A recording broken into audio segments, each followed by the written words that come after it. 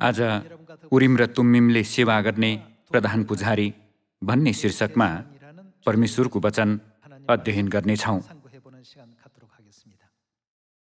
उरिम र तुम्मिमले सेवा गर्ने प्रधान पुजारी देखा नपरुन्जेल हामीले मुक्ति प्राप्त गर्न सक्दैनौँ भन्ने अगमबाडी बाइबलको पुरानो करारमा अभिलेख गरिएको छ।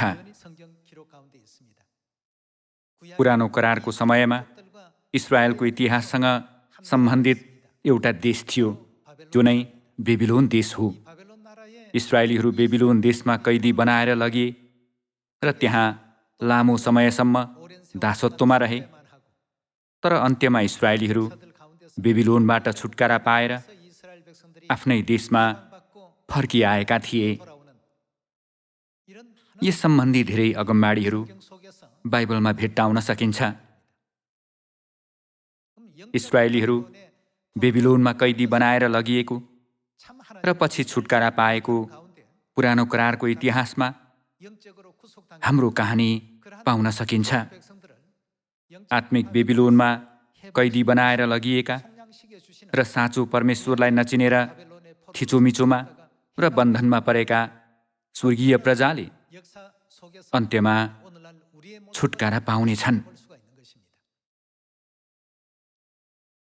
बेबिलोनको कैदबाट छुटकारा पाएपछि इस्रायलीहरूले एकदमै गम्भीर परिस्थितिको सामना गर्न पुगे। बेबिलोनको कैदमा लगिएकाहरूमध्ये को चाहिँ साँचो इस्रायली हो भनेर छुट्याउनु पर्ने भयो। साँचो परमेश्वरको प्रजा हो कि होइन भनेर छुट्याउनु सजिलो प्रक्रिया थिएन, किनकि उनीहरूले बेबिलोनको कैदमा परेको लामो समय बितेकोले आफ्नो वंशावली पत्ता लगाउन सकेनन्। उनीहरू बेबिलोनीहरूसँगै बसेकाले केही इस्रायली पुरुषहरूले बेबिलोनी स्त्रीहरूसँग विवाह गरे र केही इस्रायली स्त्रीहरूले बेबिलोनी पुरुषहरूसँग विवाह गरे। उनीहरूका सन्तानले पनि बेबिलोनीहरूसँगै विवाह गरे। लामो समय बितेपछि वंशावलीको विषय एकदमै अल्मल्याउने विषय बन्न पुग्यो। कुनै व्यक्तिलाई इस्रायलीको रूपमा हेर्ने कि बेबिलोनीको रूपमा हेर्ने भनेर उनीहरू अन्योलमा परे। यो मानिस परमेश्वरको प्रजा हो कि होइन भनेर छुट्याउने कुनै मापदण्ड नभएकोले त्यो जो कोहीले पनि निर्णय गर्न नसक्ने कुरा थियो। त्यस्तो अवस्थामा परमेश्वरले उनीहरूको वंशावली पत्ता लगाउन सकिने बाटो दिनुभयो। त्यो नै उरिम र तुम्मिमले सेवा गर्ने प्रधान पुजारी अर्थात् साँचो न्यायकर्ताको प्रतीक्षा गर्नु थियो। उरिम र तुम्मिमले सेवा गर्ने प्रधान पुजारी देखा परेर न्याय नगरुन्जेल कसैलाई पनि इस्रायलीको रूपमा स्वीकार्न नसकिने अवस्था भयो। त्यसैगरी वर्तमान यो युगमा पनि हामीले आत्मिक बेबिलोनबाट छुटकारा पाए तापनि हामीलाई परमेश्वरको प्रजाको रूपमा स्वीकार गर्नको निम्ति को देखा पर्नुपर्छ त? उरिम र तुम्मिमले सेवा गर्ने पुजारीको उपस्थिति बिना हामीसँग म परमेश्वरको प्रजा हुँ भनेर प्रमाणित गर्न सक्ने कुनै मापदण्ड वा आधार हुन सक्दैन। त्यसैले उरिम र तुम्मिमले सेवा गर्ने पुजारी न्यायको निम्ति अनिवार्य देखा पर्नुपर्छ र परमेश्वरका प्रजालाई छुट्याउनुपर्छ। एज्रा अध्याय 2 मार्फत यो अगमबाडीलाई एकपटक निश्चित गर्नेछौँ। एज्रा अध्याय 2 को पद 1 मा हेर्नेछौँ। कैदबाट छुटकारा पाएर आएका प्रान्तका मानिसहरू यिनै हुन्, जसलाई बेबिलोनका राजा नबुकदनेस्सरले बेबिलोनमा कैद गरेर लगेका थिए। तिनीहरू यरुसलेम र यहुदाका हरेक आफ्नो सहरमा फर्के। तिनीहरू यरुबाबेल, येशुवा, नहेम्या, सरयाह, यसरी लगातार वंशावलीको बारेमा उल्लेख गरिएको छ। पद 59 मा हेर्ने हो भने तेल मेलह, तेल हर्सा, केरुब, आदोन र इम्मेर सहरबाट आएकाहरूले आफ्ना परिवारहरू इस्रायलको वंशबाट आएका हुन् भनेर बताउन सकेनन् भनिएको छ।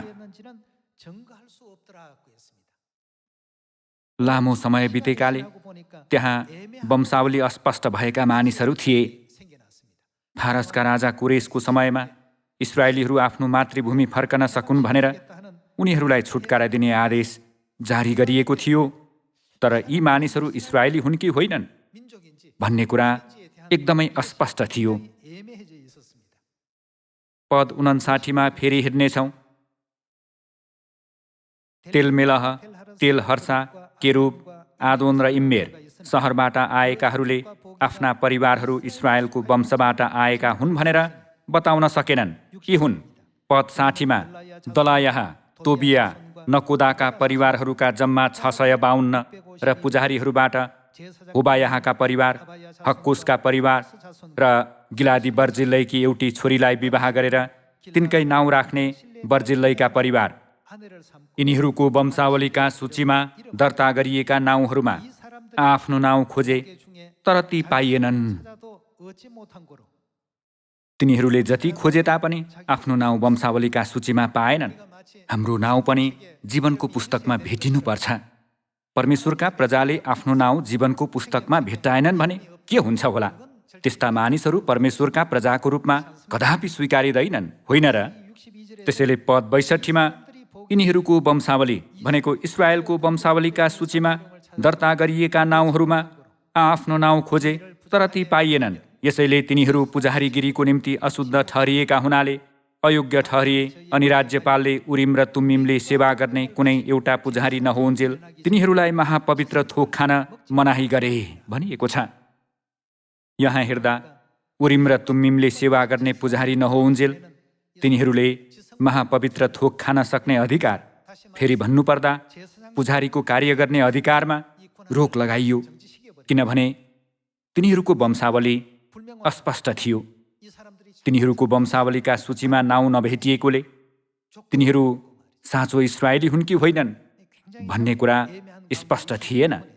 अनिश्चित भएकोले राज्यपालले उरिम र तुम्मिमले सेवा गर्ने कुनै एउटा पुजारी नहोउन्जेल महापवित्र थोक नखानु भने। यो घटना इस्राएलीहरू बेबिलोनीहरूको कैदबाट छुटकारा पाएर आफ्नो मातृभूमि फर्कने प्रक्रियामा घटेको थियो। हामीहरू पनि अहिले अनन्त स्वर्गीय राज्यमा फर्कने प्रक्रियामा छौँ नि, होइन र? त्यसो भए उरिम र तुम्मिमले केलाई जनाएको होला? प्रस्थान अध्याय 28 हेरौँ। अध्याय 28 को पद 30 हेर्ने हो भने, तैँले न्यायको छाती पातामा उरिम र तुम्मिम राख्नु, ताकि जहिले जहिले हारुन परमप्रभुको सामुन्ने जान्छ तहिले तहिले ती त्यसको हृदयमा हुन्। यसरी हारुनले इस्राएलीहरूका निम्ति न्याय गर्ने साधनहरू आफ्नो हृदयमा परमप्रभुको सामुन्ने निरन्तर बोकोस् भनिएको छ। ती चाहिँ पुजारीले लगाउने पोसाकको छाती पातामा भएका 2 रत्नहरू हुन्। ती 2 रत्नहरूलाई उरिम र तुम्मिम भनिन्थ्यो। त्यसो भए उरिमको अर्थ के होला अनि तुम्मिमको अर्थ के होला? अर्को संस्करणको फुटनोटमा हेर्ने हो भने उरिमको अर्थ के हो भनेर लेखिएको छ त? उरिमको अर्थ ज्योति भनिएको छ अनि तुम्मिम चाहिँ सिद्धता अथवा पूर्णता। उरिम र तुम्मिमको अर्थ सिद्ध ज्योति हो। फेरि भन्नुपर्दा सिद्ध सत्यता, किनकि ज्योतिले सत्यतालाई जनाउँछ। अनि 1 यूहन्नाको पुस्तकमा परमेश्वर ज्योति हुनुहुन्छ भनेर लेखिएको छ। त्यसो भए सिद्ध सत्यता रहेको उरिम र तुम्मिमले सेवा गर्नुहुने पुजारी को हुनुहुन्छ भनेर हामीले जान्न आवश्यक छ। पुरानो करारको समयमा पुजारीले लगाउने पोसाकमा 2 रत्नहरू उरिम र तुम्मिम राख्ने धर्मविधि थियो। त्यसो भए ज्योति र सिद्धता अर्थात् सिद्ध सत्यता लिएर यो पृथ्वीमा आउनुभएका पुजारी को हुनुहुन्छ होला? हामीले सिद्ध सत्यता पत्ता लगायौँ भने उरिम र तुम्मिम लिएर यो पृथ्वीमा आउनुभएका पुजारीलाई चिन्न सक्नेछौँ। त्यसो भए सबैभन्दा सिद्ध सत्यता भनेको कस्तो सत्यता हो भनेर बाइबलले वर्णन गरेको होला? हिब्रू अध्याय 7 को पद 11 हेर्नेछौँ। हिब्रू 7 को 11 हेर्ने हो भने, अब यदि लेवीको पुजारी पदद्वारा सिद्धता प्राप्त हुँदो हो त भनिएको छ। सिद्धता प्राप्त हुँदो हो त भन्नाले त्यो सिद्ध थिएन भन्ने अर्थ होइन र? लेवीको पुजारी पद कुन करार हो त? पुरानो करार। पुरानो व्यवस्था सिद्ध थिएन भन्ने अर्थ हो।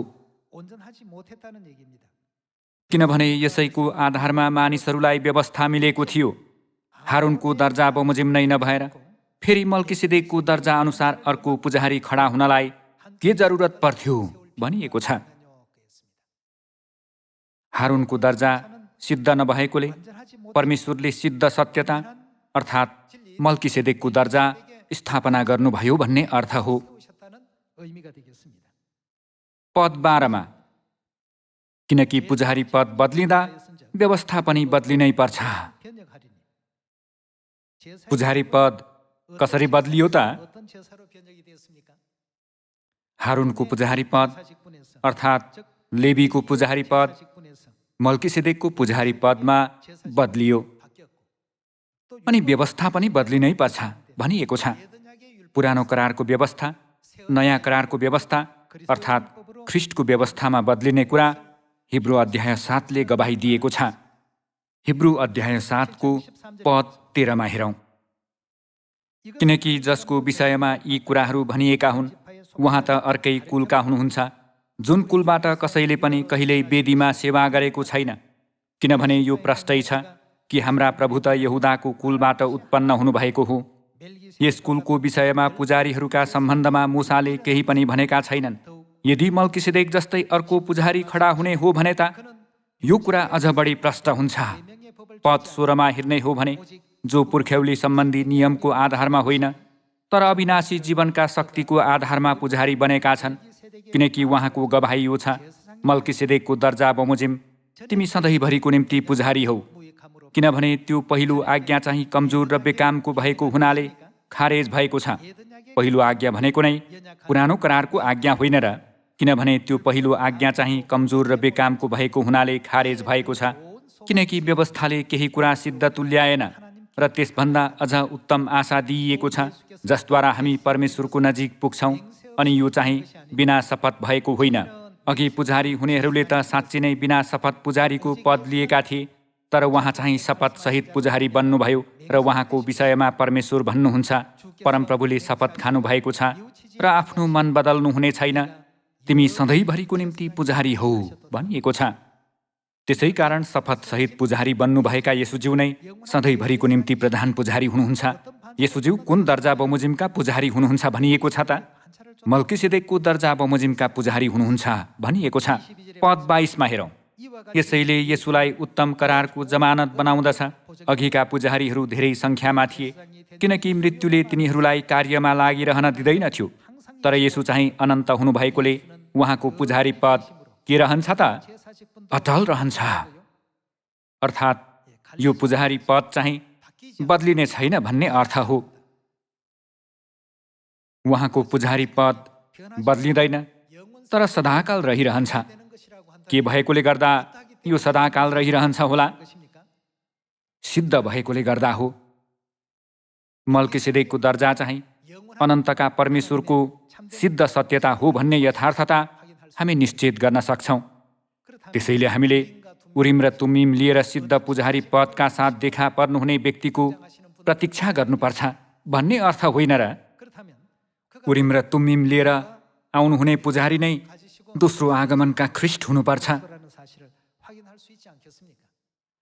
यस युगमा उरिम र तुम्मिम लिएर फेरि भन्नुपर्दा अटल सिद्ध सत्यताको ज्योति लिएर मल्किसेदेकको दर्जा अनुसार यो पृथ्वीमा आउनुहुने ख्रिस्टलाई ग्रहण गर्न सकेनौँ वा भेट्न सकेनौँ भने यहाँहरूले पनि र मैले पनि स्वर्गीय राज्य जाने आशा त्याग्नुपर्ने हुन्छ।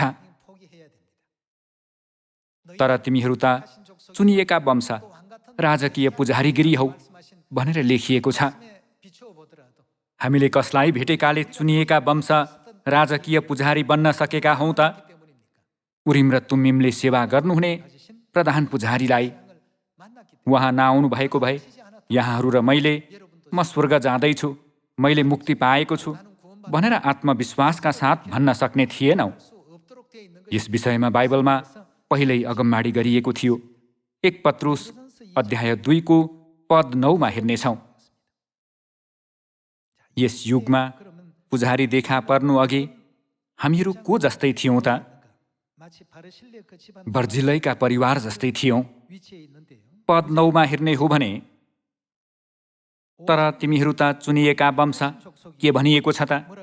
राजकीय पुजारीगिरी, पवित्र जाति, परमेश्वरका निजी प्रजा हो। उहाँले तिमीहरूलाई अन्धकारदेखि उहाँका उदयको ज्योतिमा ल्याउनुभयो, ताकि तिमीहरू उहाँका आश्चर्यपूर्ण कार्यहरूको घोषणा गर्न सक। एकपल्ट तिमीहरू प्रजा थिएनौ, तर अब तिमीहरू परमेश्वरका प्रजा भएका छौ। एकपल्ट तिमीहरूले कृपा पाएका थिएनौ, तर अब तिमीहरूले कृपा पाएका छौ भनिएको छ। यहाँ हामी देख्न सक्छौँ कि पहिला हामी परमेश्वरका प्रजा थिएनौँ, तर अहिले हामी उहाँका प्रजा भएका छौँ। पहिला कृपा नपाएको भए पनि अहिले हामीले कृपा पाएका छौँ। कोद्वारा त? उरिम र तुमिमले सेवा गर्नुहुने प्रधान पुजारी ख्रिस्टद्वारा। पहिलो आगमनको समयमा यसु नाउँमा अनि दोस्रो आगमनको समयमा नयाँ नाउँमा यो पृथ्वीमा आउनुभएका ख्रिस्टलाई ग्रहण गर्न नसक्ने मानिसले परमेश्वरको सिद्ध ज्योतिमा आउन सक्ने विशेषाधिकार र योग्यता पाउन सक्दैनन् भन्ने अर्थ होइन र? यहाँ हामीलाई महापवित्र थोक खान मनाही गरिएका बर्जिलैको परिवार जस्तै पुजारीको रूपमा वर्णन गरिएको छ। त्यसो भए यो महापवित्र थोक भनेको के होला? पुरानो करारको पवित्र वासस्थानको बारेमा अध्ययन गर्ने हो भने पवित्र स्थान र महापवित्र स्थानभित्र भएका सबै चिजहरूलाई सबैभन्दा पवित्र थोकको रूपमा लिइन्थ्यो, अनि पवित्र स्थानबाट आउने सबै खानेकुरा महापवित्र थोक हुन्। त्यसैले यहाँ महापवित्र थोक खान मनाही गरियो भन्ने अभिव्यक्तिलाई हेर्दा महापवित्र थोकले पवित्र स्थानबाट आएको खानेकुरालाई जनाउँछ। त्यसो भए वर्तमान युगमा उरिम र तुम्मिमले सेवा गर्नुहुने प्रधान पुजारी देखा पर्नु भएर हामीलाई अब महापवित्र थोक खाए पनि हुन्छ भनेर अनुमति दिनुभएको कुरा कस्तो प्रमाणद्वारा हामीले निश्चित गर्ने त? यहाँ भनिएको महापवित्र थोक वास्तवमा के होला? यूहन्ना अध्याय 2 मार्फत एकपटक निश्चित गरी हेरौँ। यूहन्ना अध्याय 2 को पद 17मा हेर्नेछौँ। अध्याय 2 को पद 17मा हेर्ने हो भने, उहाँका चेलाहरूलाई धर्मशास्त्रमा लेखिएको यो कुरा याद भयो, तपाईका भवनको जोसले मलाई जलाउनेछ। यहुदीहरूले उहाँलाई भने, तपाईँ यी काम गर्नुहुन्छ त यिनका निम्ति हामीलाई के चिन्ह देखाउनुहुन्छ? यसुले तिनीहरूलाई जवाफ दिनुभयो, यस मन्दिरलाई भत्काइदेऊ र म 3 दिनमा यसलाई खडा गर्नेछु। तब यहुदीहरूले भने, यस मन्दिरलाई निर्माण गर्न 46 वर्ष लाग्यो र के तपाईँ यसलाई 3 दिनमा खडा गर्न सक्नुहुन्छ र? तर जुन मन्दिरको विषयमा उहाँ बोल्नु भएको थियो त्यो उहाँको शरीर थियो भनिएको छ। महापवित्र थोक चाहिँ मन्दिरबाट आउनुपर्छ। यसुज्यूले जुन मन्दिरको विषयमा बोल्नु भएको थियो त्यो उहाँको शरीर थियो भनिएको छ। यसुज्यूले हामीलाई खाना र पिउन दिनुभएको कुरा नै के हो त? हामीले यसुज्यूको देह खानुपर्छ र उहाँको रगत पिउनुपर्छ भनेर उहाँले बारम्बार भन्नुभएको छ। यो कुरालाई यूहन्ना अध्याय 6मा गएर एकपटक निश्चित गरौँ। पुरानो करारको पवित्र स्थानबाट आउने पाप बलि वा मेल बलि जस्ता सबै बलिहरूलाई महापवित्र थोक भनिन्थ्यो। पवित्र स्थान र मन्दिर भन्नाले उस्तै अर्थ हो। यसुज्यूले आफ्नो शरीरलाई मन्दिर भनेर भन्नुभयो। यसुज्यूको शरीरबाट आउने कुरामध्ये हामीले खान र पिउन सक्ने कुरा के होला भनी एकपटक निश्चित गरौँ। यूहन्ना अध्याय 6 को पद 53मा हेरौँ।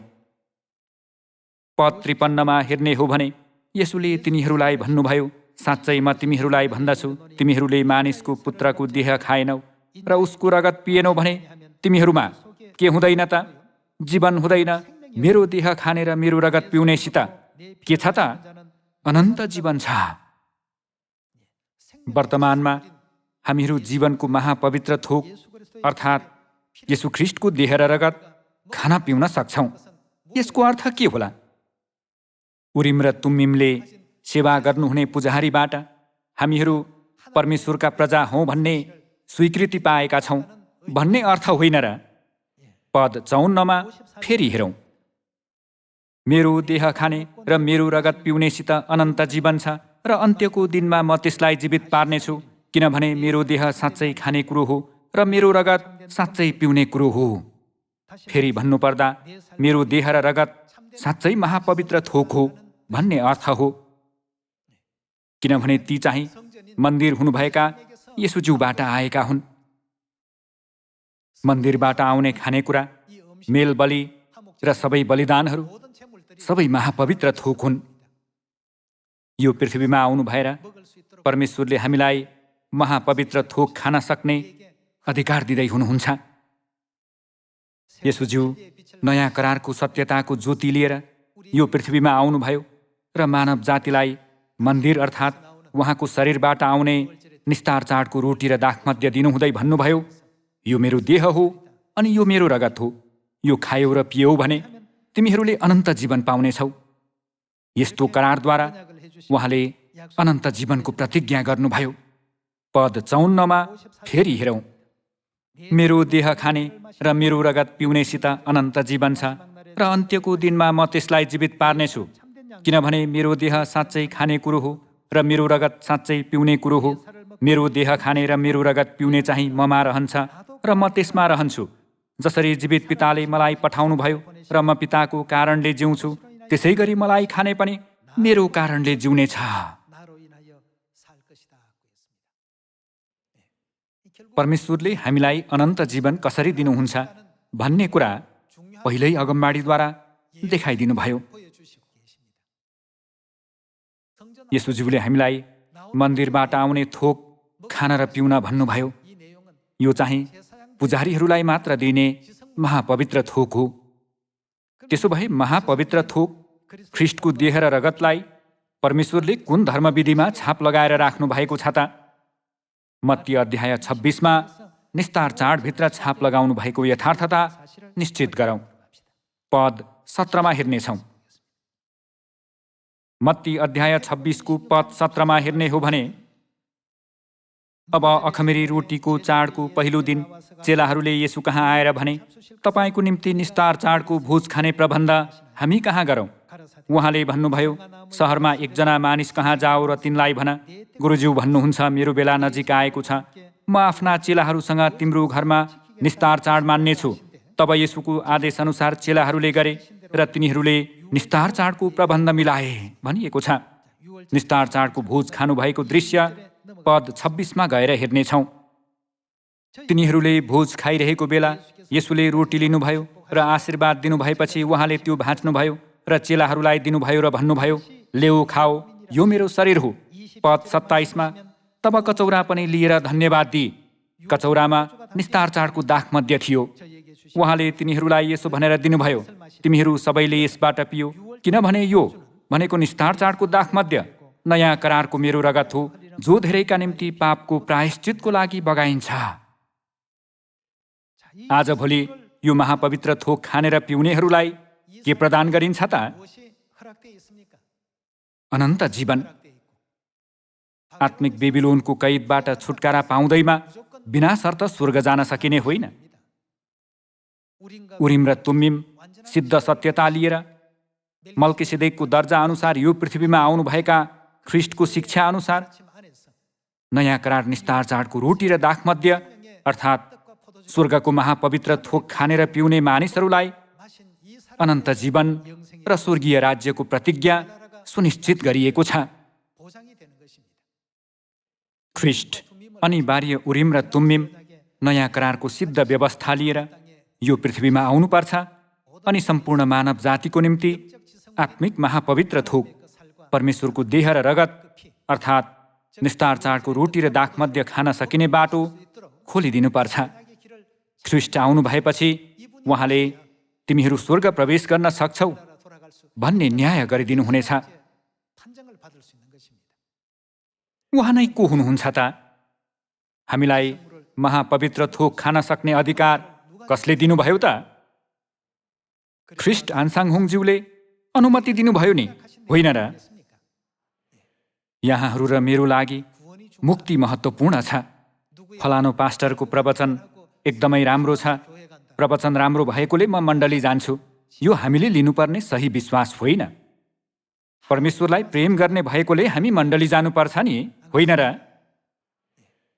उरिम र तुम्मिम लिएर महापवित्र थोक खान अनुमति दिनुभएका अनन्त प्रधान पुजारी ख्रिस्ट पिता आन्साङहुङज्यू र नयाँ यरुसलेम स्वर्गीय माता जहाँ रहनुहुन्छ त्यहाँ गरिने सबै आराधनाहरू धूपको धुवाँ भएर माथि स्वर्गमा जान्छ। हाम्रो नजर मुक्तिमा केन्द्रित गर्दै यस्तो अनुग्रह र आशिष प्रदान गर्नुहुने स्वर्गीय पिता र स्वर्गीय मातालाई अनन्त धन्यवाद र महिमा दिन सक्ने स्वर्गीय सन्तानहरू सबैजना हुऔँ। अझै पनि हाम्रो वरिपरि परमेश्वरलाई खोज्दै भौतारिरहेका दयालाग्दा आत्माहरू छन्। उनीहरूलाई सत्यताको परिचय दिन र पिता र माताको विषयमा जानकारी गराउन सक्ने मौका छँदा नै लगनशीलताका साथ सामरियामा र पृथ्वीको अन्तिम छेउसम्म सुसमाचार सुनाउने परमेश्वरका सुन्दर सन्तहरू भइदिन हुन अनुरोध गर्दै आजको प्रवचन समाप्त गर्दछु। धन्यवाद।